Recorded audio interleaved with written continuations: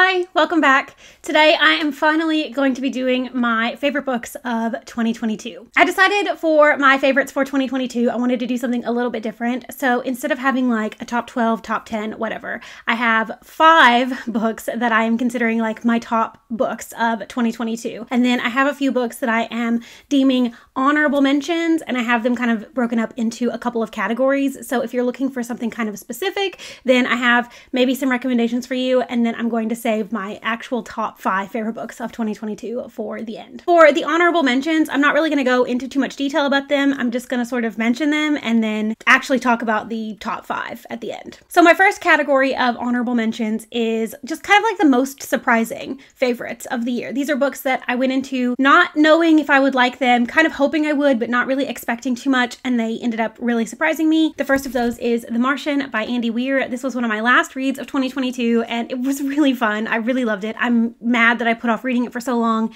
and if you haven't read it, I would definitely recommend it. My other surprising read for 2022 was Convenience Store Woman by Sayaka Murata. This is a work of translated fiction that has been popular for the last couple of years, and I finally got around to reading it closer to the beginning of the year this year, and I really enjoyed it. It's different. It's definitely a different type of book, and it's really emotional, and it's kind of heavy, but I thought it was really good. I thought it was really well written, and I would really recommend it if you haven't read it yet. My next honorable mention category is like the most hyped 2022 release, and of course I'm going to be mentioning Carrie Soto is Back by Taylor Jenkins Reid. Taylor Jenkins Reid is one of my favorite authors. This is her newest release, and I really enjoyed it. I think I like it the most out of all of her books right now. I'm not sure if it tops Evelyn Hugo for me, but it definitely is up there in terms of like my favorite books by her. I'm sure if you're going to read this, you probably have already read it, but if not, obviously would highly recommend. My next honorable mention category is my favorite mystery thrillers that I read in 2022, and surprisingly both of these were 2022 releases. The first is Daisy Darker by Alice Feeney. I am like the odd man out, I think, in liking this book because it doesn't really seem to have the best reviews, but I thought it was really, really brilliant. I loved like the entire reading process of this book. I thought that all of the twists and turns were well earned, and it kept me surprised from start to finish. I thought the ending was brilliant, and obviously I would recommend it. And then my other favorite thriller from 2022 was The Last to Vanish by Megan Miranda. Megan Miranda is one of my favorite thriller authors, and her last few releases have sort of let me down, but this one was exactly what I love about her books. She is smart, she is surprising. This one's structure was really interesting, so it kept me guessing from start to finish, and obviously I would recommend it. And then my last honorable mention category before I jump into my actual top 5 books of 2022 is just kind of like literary emotional reads that had a huge impact on me this year. The first of those is A Little Life by Hanya Yanagihara. I simultaneously hated and loved this reading experience, and I can't in good conscience actually recommend this book to anyone, but I loved this book. It is emotional, it is hard to read at times, it is just a masterpiece of literature, and while I do see the massive amount of criticism that this book has, I do understand why there are people that don't like it.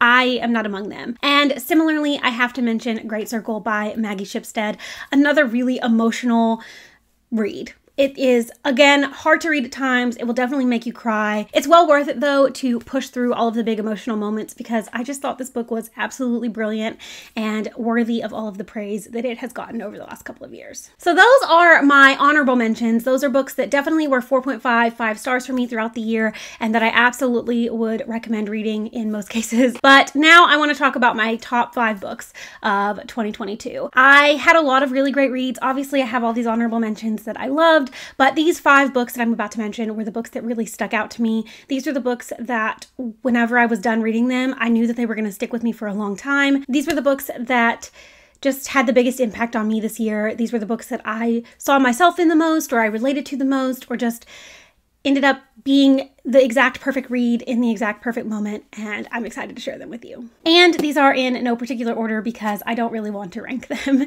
They're just in the order of the stack here next to me. So first up, I'm going to talk about Sorrow and Bliss by Meg Mason. This is another kind of literary emotional read, though not as heavy as A Little Life or Great Circle. It's about a woman who has recently split up with her husband, and she's been going through a lot of mental health struggles over the last few months, and this book sort of explores how she got to where we see her at the beginning of the book. We see what kind of person she is. We see you know, the things that she's gone through in her past to make her the way she is. And we sort of come to understand why she has struggled so long and why she also has trouble asking for help. And I think the biggest takeaway that I got from this book is that if you are struggling, don't be afraid to turn to the people that you're closest to. I know it can seem scary to ask for help, especially if you are a prideful person. I am guilty of this a lot of the time. And this book really just taught me that the people that are there for you, the people that love you, are always going to be there for you no matter what. And you should not hesitate to ask for help. And I loved this. I would absolutely recommend it.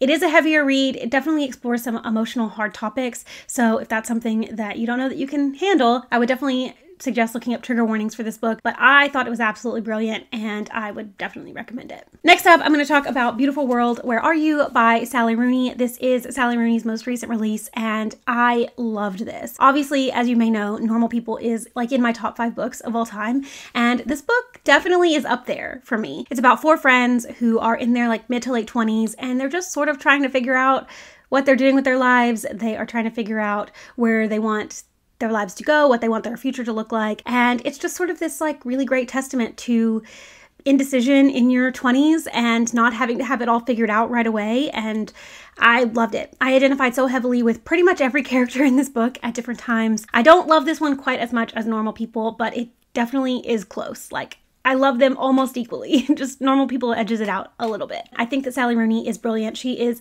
exactly my type of author. I know she's not for everyone, but she is certainly for me. And I absolutely, absolutely loved this. Next, another 2022 release is Sea of Tranquility by Emily St. John Mandel. As you may or may not know, my favorite book of all time is Station 11. So reading this book and feeling so similarly about it was such a gratifying reading experience for me. This is a time travel story. It follows several different characters in several different time periods and how all of their lives are sort of interconnected. And I thought this was so brilliant, so smart.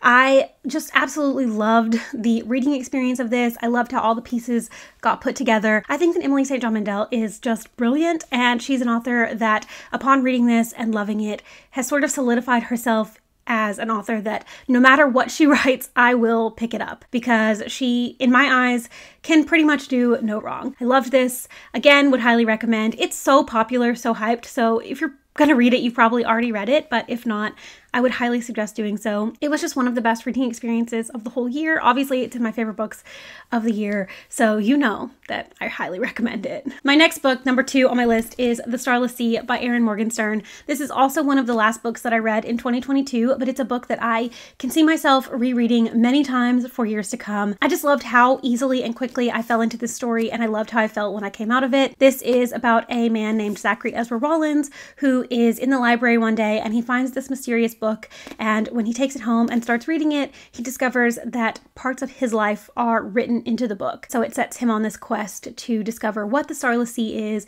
and why he is a part of it and what his purpose is in the world. It was just brilliant. It was absolutely brilliant. I feel like I've said that so many times. It was so, so good. This is whimsical and fantastical. It is the right amount of fantasy, realism, adventure. There's so much to this book. There's so many little like puzzle pieces and clues you get to the grander picture, and finishing the book and kind of putting all those pieces together and seeing exactly what this book is trying to do is just such a gratifying reading experience. It is just one of the best books I've ever read, and like I said, we'll be rereading it constantly over and over for years to come. And finally, the last book I have to talk about is today, probably my favorite book that I read in 2022. This was one of the first books that I read in 2022, and it had such an impact on me. It stuck with me all year long. I thought about it constantly. I recommended it to so many people. I lent it out to family members and friends who I thought would love it as much as I did. And that is, of course, Anxious People by Frederick Bachman.